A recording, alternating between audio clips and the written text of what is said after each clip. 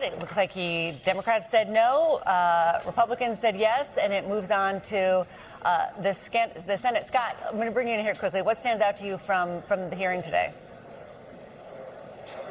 Well, Grassley gave everyone a chance to say their piece. I think we knew where this was headed, a party line vote, 12-10, with Republicans winning the day. What happens at this point is the nomination gets advanced to the Senate floor. We know that leadership, John Thune specifically, has wanted to get Todd Blanche confirmed by the end of this week before the Senate adjourns for its long summer recess. They're not slated to be back after this week until September.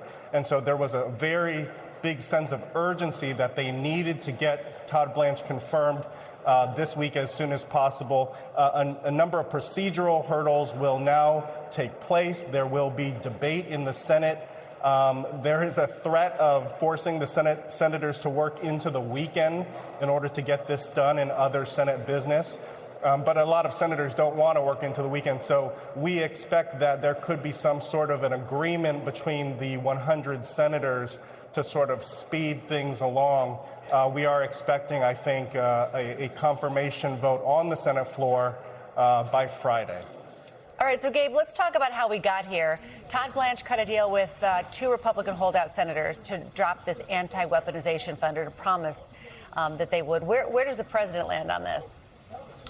Well, look, the president over the last several days has vouched for Todd Blanche. Yesterday, when he was pressed about this order that Blanche had signed over the weekend appeasing Senator Cornyn and Tillis, the president said he hadn't really looked at it. So he's been kind of downplaying any concessions here. And you heard Democrats on that committee reference that during their speeches this morning. They're arguing that there is no guarantee, even with that written order, that this so-called anti-weaponization fund is in fact dead, or that it couldn't be revived, or that there could be a legal loophole that would allow it to be revived, and that would also allow the Trump family to enjoy favorable tax protections, which some Democrats are calling immunity, and they're referring to this anti-weaponization fund as a slush fund that could be used to help the president's political allies. Now, the president, for his part, again, he hasn't said that the weaponization fund would be revived, but he has defended the fund in general repeatedly, even saying yesterday that he believes it's a good idea, that it could give solace to people who he thinks were unfairly targeted by the Biden administration. So Democrats, as you just heard there from several of them on that committee, they are arguing that they're extremely skeptical that this weaponization fund won't be revived, Christine. And Gabe, just quickly, I want to kind of translate. I think a lot of people hear that mouthful, anti-weaponization fund, and they've heard it so much in the past weeks. This is something that two Republican senators, at least, and a lot of Democrats say would be taxpayer money that would pay people like the January 6th rioters, put taxpayer money in their pockets, and people who are Trump allies. That was what the distasteful part of it was here, that caused at least two senators to ask for a guarantee this wouldn't happen.